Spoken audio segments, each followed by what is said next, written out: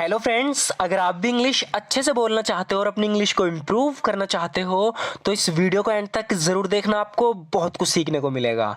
So friends, बिना किसी देरी के शुरू करते हैं आज की वीडियो और देखते हैं आज का अपना पहला सेंटेंस।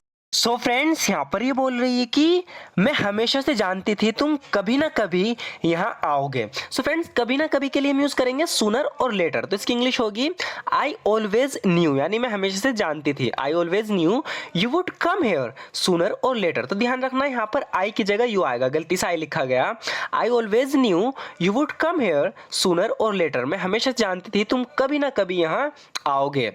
मैं जानती हूँ तुम्हें बहुत बुरा लग रहा होगा। ये इसकी गर्लफ्रेंड है, लेकिन इसकी शादी किसी और से हो रही है, तो इससे कह रही है कि आई know you must be feeling very bad.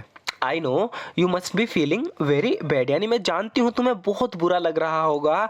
I know you must be feeling very bad, लेकिन मेरे पास कोई और रास्ता नहीं बचा था। But I was left with no other choice. But I was left with no other choice, कह रही कि लेकिन मेरे पास कोई और रास्ता नहीं बचा था। But I was left with no other choice. तुम बस वो करो जो तुम्हें सही लगे। कह रहा है इससे कि you just do what you feel is right. You just do what you feel is right, यानी तुम बस वो करो जो तुम्हें सही लगे। You just do what you feel is right. किसी भी वक्त कुछ भी हो सकता है। ये बहुत डरी हुई है, कह रही है कि anything can happen at any time.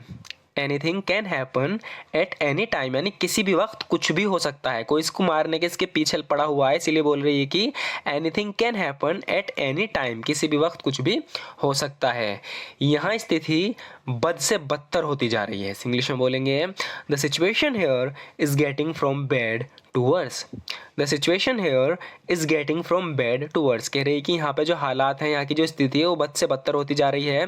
The situation here is getting from bad to worse. उसने उसे मार डाला और तुमने उसे ऐसा करने के लिए भड़काया था। सो फ्रेंड्स, यहाँ पर हम भड़काने के लिए एक वर्ड का यूज़ करेंगे जो होता है इंसाइट। यहाँ पर पास्ट में है तो इसलिए इंसाइटेड हो जाएगा। कह रही है कि he killed him and you incited him to do it.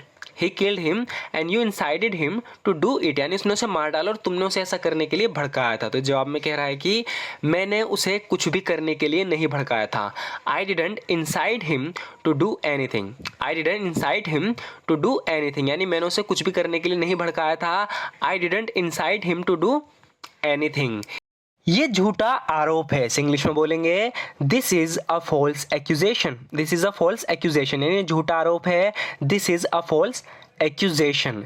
किसी ने घर में आग लगा दी, तो यहाँ पर घर में आग लगा दी, तो आग लगाने के लिए हम यूज करेंगे सेट ऑन फायर। तो यहाँ पर बात चल रही है घर की, तो इसकी इंग्लिश होगी someone set the house on fire. Someone set the house on fire, यानी किसी ने घर में आग लगा दी। Someone set the house on fire. तो ये कह रही है कि मैं जानना चाहती हूँ घर में आग किसने लगाई। I want to know who set the house on fire. I want to know who set the house on fire, यानी मैं जानना चाहती हूँ घर में आग किसने लगाई। I want to know who set the house on fire. जिसने तुम्हारे घर में आग लगाई, बोल रहा है कि the one who set your house on fire. The one who set your house on fire, यानी जिसने तुम्हारे घर में आग लगाई। The one who set your house on fire, वो व्यक्ति चला गया। That person is gone. That person is gone, यानी वो व्यक्ति चला गया। That person is gone. आज मैं जेम्स से मिला था, वो तुम्हारे बारे में पूछ रहा था। सो फ्रेंड्स, यहाँ पर एक फ्रेजल वर्ब का यूज हुआ है, आप ध्यान से समझना। एक फ्रेजल वर्ब होती है आस्क आफ्टर, जिसका मतलब होता है किसी की हालचाल पूछना, किसी के बारे में पूछना।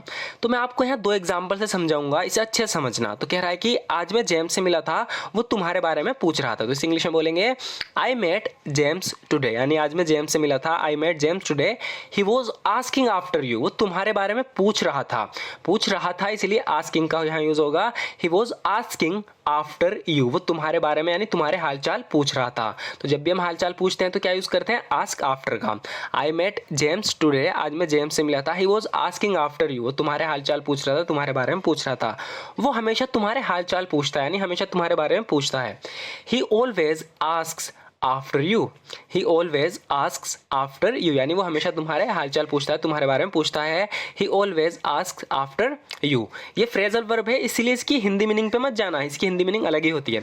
लगता है वो तुमसे प्यार करता है। आगे कह रहा है कि he seems to be in love with you. He seems to be in love with you, यानी लगता है वो तुमसे प्यार करता है। He seems to be in love with you. मैं उससे सही समय आने पर मिलूंगी, ये कह रही है कि I'll meet him when the time is right. I'll meet him when the time is right, यानी मैं उससे सही समय पर मिलूंगी। I'll meet him when the time is right. इसे अपना ही घर समझो, इसे इंग्लिश में बोलेंगे consider it your own house. Consider it your own house. तो इसके घर कोई मेहमान आया, उससे कह रही कि consider it your own house, यानी इसे अपना ही घर समझो। अगर तुम्हें किसी चीज़ की ज़रूरत हो तो पूछने में हिचकिचाना मत। If you need anything don't hesitate to ask. If you need anything don't hesitate to ask. सबसे पहले तो कह रही है कि consider it your own house, यानी इसे अपना ही घर समझो। And if you need anything, और अगर तुम्हें किसी चीज़ की ज़रूरत पड़े, डोंट हेजिटेट टू आस्क, तो पूछने में हिचकिचाना मत। ये हम सबके लिए एक चिंता का विषय है। इस तरीके से हम बोलते हैं ना कि हम सबके लिए चिंता का विषय है। इसे इंग्लिश में बोलेंगे it's the topic of concern for all of us. It's the topic of concern for all of us, यानी हम सबके लिए चिंता का विषय है। It's the topic of concern for all of us. हमें जल्द ही इस बारे में कुछ करना चाहिए। We must do something about it soon. We must do something about it soon, यानी हमें जल्दी इस बारे में कुछ करना चाहिए। We must do something about it soon. मैं तुमसे पूरी तरह से सहमत नहीं हूँ, पूरी तरह से, इसके लिए हम यूज करेंगे altogether.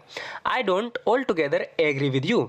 I don't altogether agree with you, यानी सहमत तो हूँ लेकिन पूरी तरीके से नहीं, यानी मैं तुमसे पूरी तरीके से सहमत नहीं हूँ। I don't altogether agree with you, मैं तुमसे पूरी तरह से सहमत नहीं हूँ। एक और एग्जाम्पल होगा इसका, ये पूरी तरह से सच नहीं है। That's not all together true. That's not all together true, यानी ये पूरी तरह से सच नहीं है। That's not all together true. ऐसा कोई नहीं, कह रही कि ऐसा कोई दिन नहीं जाता जब मैं अपने माँ के बारे में ना सोचती हूँ। Not a day goes by when I don't think of my mother. Not a day goes by when I don't think of my mother. तो इसकी माँ है वो गुजर चुकी हैं, यानी मर चुकी हैं, तो कह रही कि not a day goes by when I don't think of my mother. ऐसा कोई दिन नहीं जाता जब मैं अपनी माँ के बारे में ना सोचती हूँ। मैं तुम्हें तब तक नहीं जाने दूंगा जब तक तुम मुझे ये ना बता दो कि वो कहाँ है। I won't let you go unless you tell me where she is. I won't let you go unless you tell me where she is. मैं तुम्हें तब तक नहीं जाने दूंगा जब तक तुम मुझे ये ना बता दो वो कहाँ है। I won't let you go unless you tell me where she is. मैंने कभी नहीं सोचा था मेरे पिता मुझे गिफ्ट में बाइक देंगे। तो इसके पिता ने जब ये छोटा था तो इसे गिफ्ट में एक बाइक दी थी। तो बता रहा है कि आई नेवर थॉट, मैंने कभी नहीं सोचा था, आई नेवर थॉट दैट कि my father would give me a bike as a gift. मैंने कभी नहीं सोचा था मेरे पिता मुझे गिफ्ट के तौर पर एक बाइक देंगे। I never thought that my father would give me a bike as a gift. मैंने बहुत झेल ली तुम्हारी बकवास। इसे इंग्लिश में बोलेंगे I have had enough your nonsense. I have had enough of your nonsense, यानी मैंने बहुत झेल ली तुम्हारी बकवास। I have had enough of your nonsense, यानी मैंने बहुत तुम्हारी बकवास झेल ली। मैं ये नहीं कह रहा जो उसने किया वो करना सही था। ये कह रहा है कि I am not saying what she did was the right thing to do.